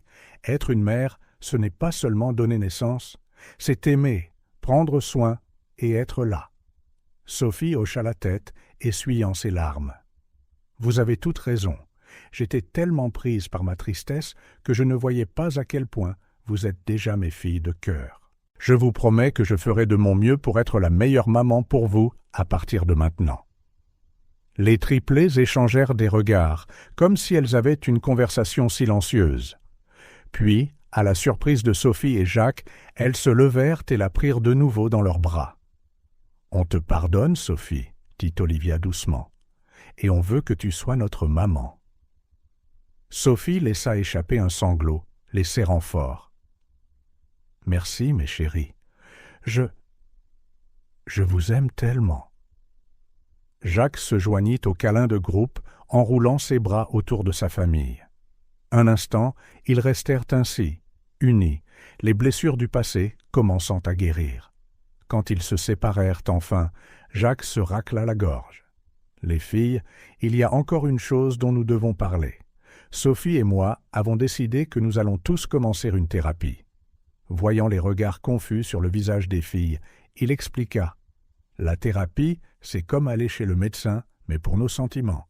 Nous parlerons à quelqu'un qui peut nous aider à mieux nous comprendre et à être une famille plus heureuse. » Les filles semblèrent de réfléchir à cela un moment. « On peut apporter nos jouets ?» demanda Eva innocemment. Sophie rit, un rire sincère qui remplit le salon pour la première fois depuis longtemps. « Bien sûr que tu peux, ma chérie. Je suis sûr que le thérapeute adorera rencontrer tes jouets. » Le reste de l'après-midi fut passé en famille. Ils firent des biscuits, regardèrent un film et, pour la première fois depuis longtemps, s'assirent pour dîner ensemble, parlant et riant. Plus tard, après avoir couché les filles, Jacques et Sophie se retrouvèrent dans le salon. « Tu as été incroyable aujourd'hui, » dit Jacques en serrant Sophie contre lui. « Je suis si fier de toi. » Sophie posa sa tête sur l'épaule de Jacques. « Merci de m'avoir soutenu. Je sais que ce ne sera pas facile, mais je suis prête à faire tout ce qu'il faut pour arranger les choses. » Jacques l'embrassa sur le dessus de la tête. « On est ensemble là-dedans, un jour à la fois. » En se préparant à dormir cette nuit-là, tous deux savaient que la route à venir serait difficile. Il y aurait des jours difficiles, des conversations douloureuses et des moments de doute. Mais il y aurait aussi de l'amour, de la compréhension et la chance de construire la famille qu'ils méritaient tous. Leur voyage de guérison ne faisait que commencer, mais pour la première fois depuis longtemps, il y avait un véritable espoir au cœur de la famille Dubois. Un espoir qu'avec l'honnêteté, l'amour et l'engagement les uns envers les autres, ils pourraient surmonter n'importe quel obstacle. Et c'est ainsi, avec cet espoir renouvelé, qu'ils s'endormirent, prêts à affronter ensemble tout ce que le lendemain apporterait. Les mois qui suivirent la révélation de Sophie furent des montagnes russes émotionnelles pour la famille Dubois. Comme promis, tout le monde s'embarqua dans un voyage de guérison, faisant face à des défis, célébrant de petites victoires et surtout apprenant à communiquer plus ouvertement et honnêtement. Sophie commença une thérapie individuelle 2 fois par semaine. Au début, les séances étaient difficiles et émotionnellement épuisantes. Elle se retrouva à confronter des années d'insécurité refoulée, de peurs inexprimées et la douleur profonde de sa stérilité. Son thérapeute, le docteur Dubois, l'aida à développer des stratégies pour faire face à sa dépression et à traiter ses sentiments de manière saine. « C'est comme si je déterrais toute une vie d'émotions », partagea Sophie avec Jacques après une séance particulièrement intense. « Ça fait mal, mais j'ai aussi l'impression de me libérer enfin. » Jacques, de son côté, apporta des changements significatifs à sa vie professionnelle. Il délégua davantage de responsabilités dans l'entreprise et fixa des limites claires à ses heures de travail. Maintenant, il était à la maison tous les soirs pour le dîner en famille et jouait un rôle actif dans les routines des filles. « Papa, tu nous liras encore notre histoire ce soir ?» demanda Eva un soir, les yeux brillants d'attente. « Bien sûr, princesse », répondit Jacques, ressentant une vague de joie en réalisant à quel point il avait manqué de choses en donnant la priorité au travail pendant si longtemps. La thérapie familiale devint également une partie vitale de leur vie.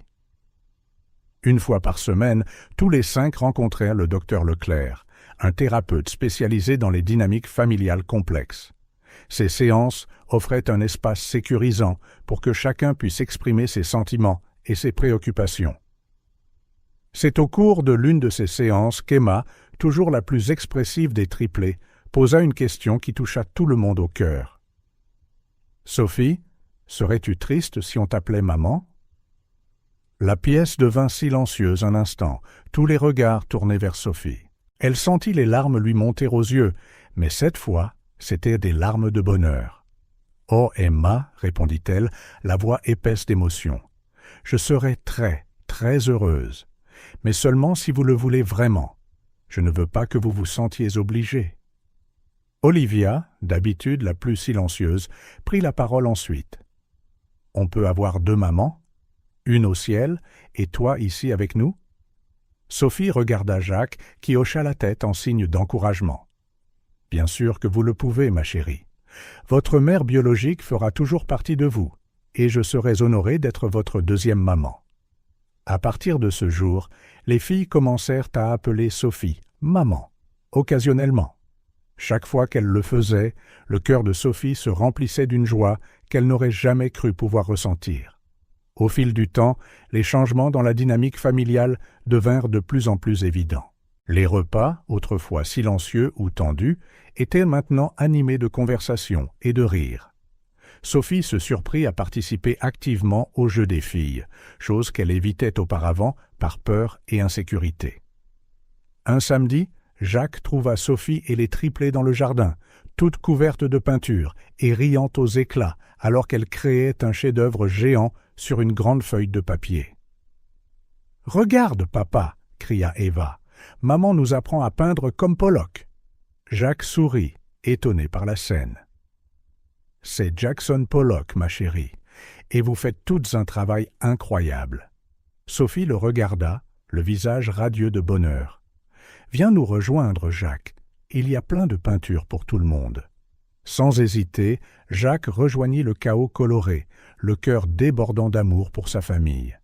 Alors que Sophie devenait plus à l'aise dans son rôle de mère, elle et Jacques commencèrent à discuter de la possibilité d'adopter. L'idée surgit naturellement lors d'une de leurs conversations tard le soir. « Tu sais, » dit doucement Sophie, « aider les filles avec leurs projets de science aujourd'hui m'a fait réfléchir. Peut-être qu'il y a un autre enfant quelque part qui a besoin d'une famille comme la nôtre. » Jacques la regarda, curieux. « Tu penses à l'adoption ?» Sophie hocha la tête, un peu hésitante. « Je sais que nous avons déjà 3 enfants merveilleux, mais il y a tellement d'amour dans notre famille maintenant. J'ai l'impression que nous avons plus à donner. » Jacques sourit, la serrant plus près. « Je pense que c'est une merveilleuse idée. Parlons-en plus et voyons ce que les filles en pensent. » La réaction des triplés à l'idée d'adopter fut étonnamment enthousiaste. « On peut avoir un petit frère ?» demanda Emma, excitée. « Ou une petite sœur ?» ajouta Olivia. « Ou les 2 ?» s'exclama Eva, faisant rire tout le monde. Et c'est ainsi que la famille Dubois se lança dans une nouvelle aventure. Ils commencèrent à faire des recherches sur le processus d'adoption, à assister à des ateliers et même à visiter une agence locale. Le projet rapprocha la famille d'une manière qu'aucun d'eux n'attendait. Les filles s'impliquèrent pleinement, aidant à décorer une chambre pour leurs futurs frères ou sœurs et créant des dessins à accrocher au mur. « Maman, » dit Olivia un jour en coloriant une image de sa famille, élargie imaginaire. « Ce n'est pas grave si notre nouveau frère ou notre nouvelle sœur ne grandit pas dans ton ventre.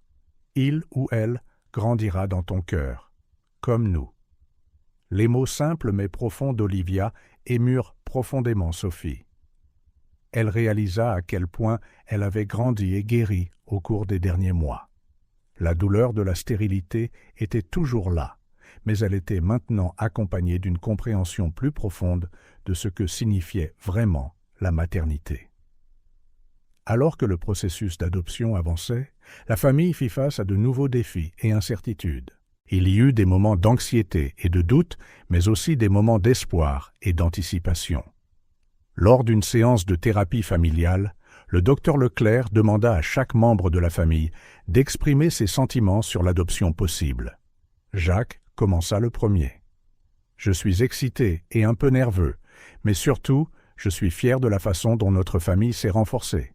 Je sais que nous avons assez d'amour pour un autre enfant. » Sophie suivit. « Il y a quelques mois, je n'aurais jamais imaginé être ici.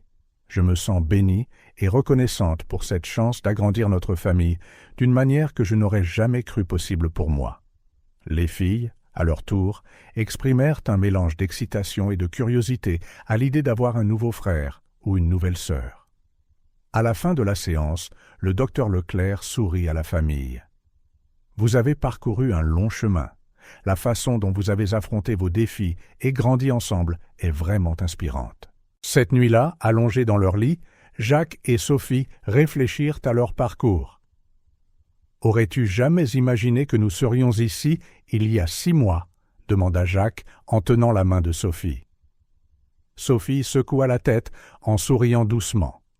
« Pas dans mes rêves les plus fous, mais je suis si heureuse que nous le soyons, Jacques. Merci de ne pas avoir renoncé à moi, à nous. » Jacques la serra plus près, l'embrassant sur le front. « On est une équipe, tu te souviens ? Dans les bons comme dans les mauvais moments. » En s'endormant, tous deux ressentirent un profond sentiment de paix et d'espoir pour l'avenir. La famille Dubois avait surmonté des tempêtes, en sortant plus forte et plus unie. Et maintenant, avec la possibilité d'adoption à l'horizon, ils étaient prêts pour le prochain chapitre de leur voyage. La route ne serait pas toujours facile, ils le savaient, mais avec l'amour, la compréhension et la force qu'ils avaient retrouvée les uns dans les autres, ils étaient préparés à tout ce qui viendrait.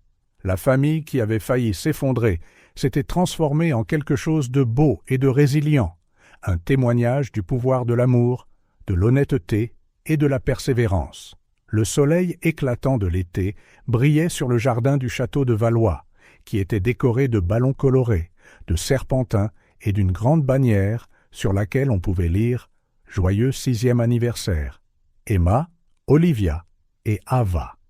L'air était rempli de rires d'enfants et de l'arôme alléchant du gâteau fraîchement cuit.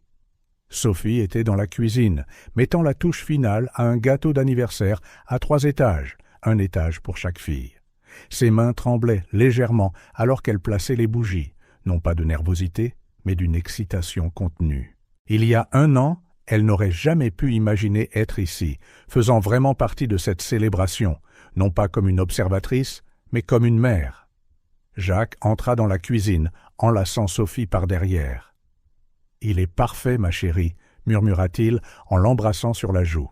« Les filles vont t'adorer. » Sophie se tourna dans ses bras, souriante.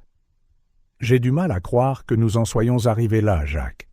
Parfois, j'ai l'impression que c'est un rêve. » « Le meilleur genre de rêve, » répondit Jacques, les yeux brillants d'amour et de fierté. « Celui qui se réalise. » Le bruit de pas précipités les interrompit. « Maman, papa, les invités arrivent !» cria Emma, faisant irruption dans la cuisine comme un tourbillon d'énergie et d'excitation. Sophie s'agenouilla au niveau d'Emma. « On arrive, ma chérie, le gâteau est prêt. Peux-tu appeler tes sœurs pour aider à le porter dehors ?» Emma hocha la tête avec empressement et s'élança. Quelques instants plus tard, les 3 filles revinrent, leurs visages rayonnants de joie. Soigneusement, Sophie et les triplés portèrent le gâteau jusqu'au jardin, où les amis et la famille attendaient. La vue de Sophie entourée des filles, toutes travaillant ensemble, fit que de nombreux invités échangèrent des regards approbateurs et des sourires émus. La transformation de la dynamique familiale était évidente pour tout le monde. Une fois le gâteau sur la table principale, Jacques demanda l'attention de tous. « Avant de chanter « Joyeux anniversaire », j'aimerais dire quelques mots, annonça-t-il. Cet anniversaire est spécial, non seulement parce que nos filles grandissent, mais parce qu'en tant que famille, nous avons grandi et sommes devenus plus forts d'une manière que nous n'aurions jamais imaginée. Il marqua une pause, regardant tendrement Sophie et les filles. L'année écoulée nous a montré le pouvoir de l'amour, de l'honnêteté et de la persévérance, et je suis incroyablement fier de la façon dont nous avons tous affronté nos défis et sommes devenus plus unis. Sophie sentit les larmes lui monter aux yeux, émue par les mots de Jacques et le chemin qu'ils avaient parcouru. « Et maintenant, » continua Jacques avec un sourire mystérieux, « nos filles d'anniversaire ont une surprise spéciale. » Les triplés échangèrent des regards excités avant qu'Emma ne s'avance, tenant une grande enveloppe. « Maman, » dit-elle en s'adressant à Sophie, « c'est pour toi. » Les mains tremblantes, Sophie ouvrit l'enveloppe. À l'intérieur se trouvaient 3 dessins, un de chaque fille. Chaque dessin montrait la famille, Jacques, Sophie et les triplés, avec la légende « Notre famille » et la silhouette représentant Sophie était légendée « Maman ». Sophie porta sa main à sa bouche, les larmes coulant maintenant librement sur ses joues. « Oh, mes chéris !» sanglota-t-elle en s'agenouillant pour les serrer toutes dans ses bras. « Je vous aime tellement !»« On t'aime aussi, maman !» dit doucement Olivia. Et Eva ajouta « Tu es la meilleure maman du monde !» Il n'y avait pas un œil sec dans le jardin alors que tout le monde assistait à ce moment profondément émouvant. Jacques se joignit au câlin de groupe, enroulant ses bras autour de sa famille. Quand ils se séparèrent enfin, il se racla la gorge, visiblement ému. « Eh bien, puisque nous en sommes aux annonces, dit-il, la voix un peu rauque, Sophie et moi avons une nouvelle à partager. » Sophie le regarda, surprise. Il n'avait pas prévu de l'annoncer aujourd'hui, mais elle comprit immédiatement et hocha la tête, l'encourageant à continuer. « Au cours des derniers mois, dit Jacques en s'adressant à la fois aux filles et aux invités, nous avons parlé d'agrandir notre famille, et nous sommes très heureux de vous annoncer que nous avons entamé le processus d'adoption. Si tout se passe bien, nous aurons bientôt un nouveau frère ou une nouvelle sœur pour les filles. » La nouvelle fut accueillie par des applaudissements enthousiastes et des acclamations de la part des triplés. « On va avoir un bébé !» cria Eva en sautant de joie.